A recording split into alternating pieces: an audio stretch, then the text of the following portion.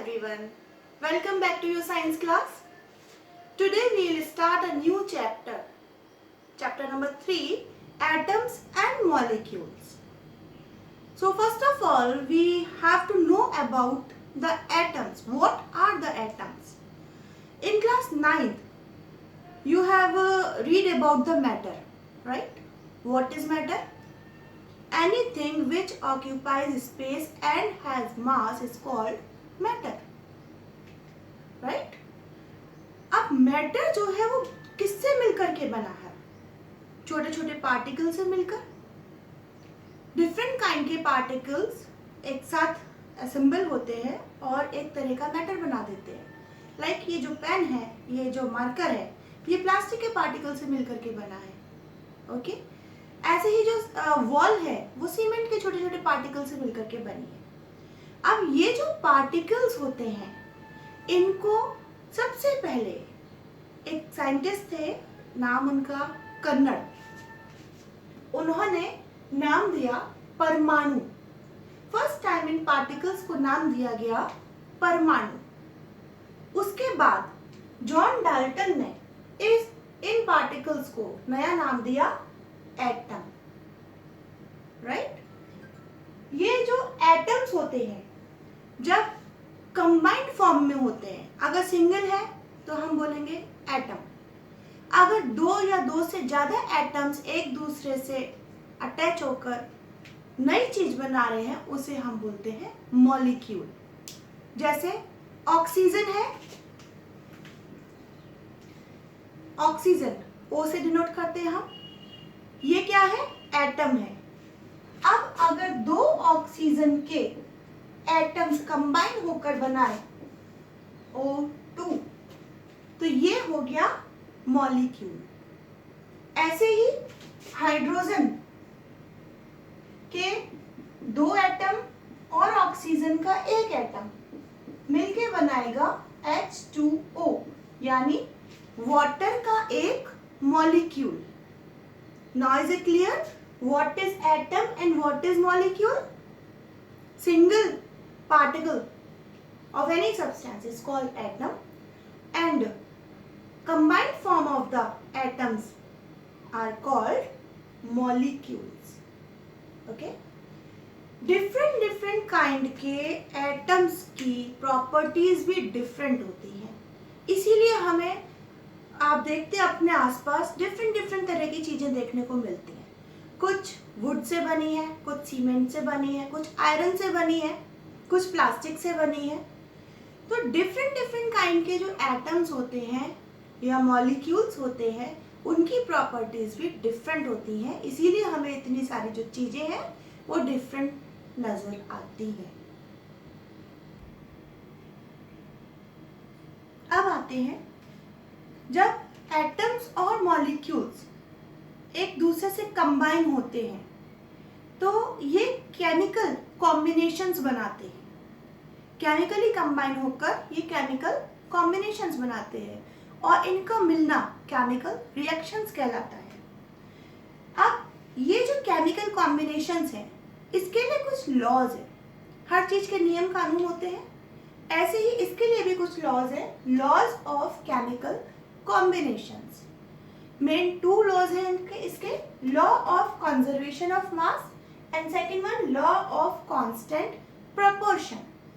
अब सबसे पहले हम पढ़ेंगे law of conservation of mass. देखिए, इस पूरे कंजर्वेशन ऑफ मास में ही इसका मतलब छुपा हुआ है। कंजर्वेशन का मतलब क्या होता है? कंजर्वेशन मीन्स किसी चीज को कंजर्व करना, ना उसमें से कुछ कम हो ना उसमें कुछ ऐड हो, उसे कहते हैं कंजर्वेशन। अब यहाँ बात कर रहे हैं हम मास के कंजर्वेशन की। अब मास का कंजर्वेशन कैसे पॉसिबल है? इसके लिए जो मेन लॉ है, that is matter is neither created nor destroyed in a chemical reaction. किसी भी केमिकल रिएक्शन में ना तो मैटर को क्रिएट किया जाता है, ना उसे डिस्ट्रॉय किया जा सकता है। सिर्फ क्या होता है, ये कंबाइन होते हैं एक दूसरे से, इनका क्रिएशन या डिस्ट्रॉय नहीं हो सकता है। इसके लिए एक एग्जाम्पल मैं आपको समझा रही हूँ। जब कोई केमिकल रिएक्शन होता है तो केमिकल रिएक्शन में पार्टिसिपेट जो करते हैं उन्हें कहते हैं रिएक्टेंट्स, और आफ्टर केमिकल रिएक्शन जो हमें मिलता है उसे कहते हैं प्रोडक्ट्स। तो यानी जो रिएक्टेंट्स है उनका मास इक्वल होना चाहिए मास ऑफ प्रोडक्ट के। The mass of reactants should be equal to the mass of product to prove the law of conservation of mass। जैसे हमने यहाँ पर लिया कैल्शियम कार्बोनेट 100 ग्राम्स। जब कैल्शियम कार्बोनेट को हमने हीटअप किया तो ये स्प्लिट हुआ कैल्शियम ऑक्साइड में और कार्बन डाइऑक्साइड में। कैल्शियम ऑक्साइड हमें मिला 56 ग्राम्स, कार्बन डाइऑक्साइड हमें मिला 44 ग्राम्स, और जबकि जो हमारा रिएक्टेंट था कैल्शियम कार्बोनेट वो था 100 ग्राम्स। अब हम देखते हैं क्या ये लॉ प्रूफ हुआ, लॉ ऑफ कंजर्वेशन ऑफ मास। जब हमने 56 और 44 को ऐड किया तो ये भी हमें 100 ग्राम्स मिला। It means the mass of reactant 100 gram is equal to the mass of product 100 grams. Now is it clear to all of you? Now see the second law of chemical combinations, that is law of constant proportion. Same, constant proportions means a chemical compound always consists of the same elements combined together in the same proportion of mass। मतलब किसी भी chemical reaction में जो participate करते हैं reactants वो हमेशा एक कांस्टेंट प्रपोर्शन में होते हैं। जैसे वाटर का मॉलिक्यूल ले लीजिए, वाटर H2O, राइट।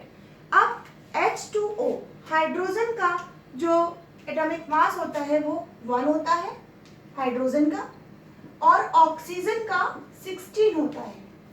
तो जब H2 1 into 2 और ऑक्सीजन का 16, 2 is to 16, इसकी वैल्यू आएगी 1 is to 8। मीन्स भले ही एक ड्रॉप वाटर हो, चाहे 1 स्पून वाटर हो, चाहे 1 बकेट वाटर हो, चाहे 1 टब वाटर हो, बट जो हाइड्रोजन और ऑक्सीजन का जो प्रपोर्शन है वो हमेशा सेम रहेगा, कांस्टेंट रहेगा, 1 is to 8। Is it clear? Thank you. इसके बाद में हम आते हैं डाल्टन्स एटॉमिक थ्योरी पर। अब ये डाल्टन्स एटॉमिक थ्योरी क्या है इसके लिए हम समझेंगे इस वीडियो के थ्रू।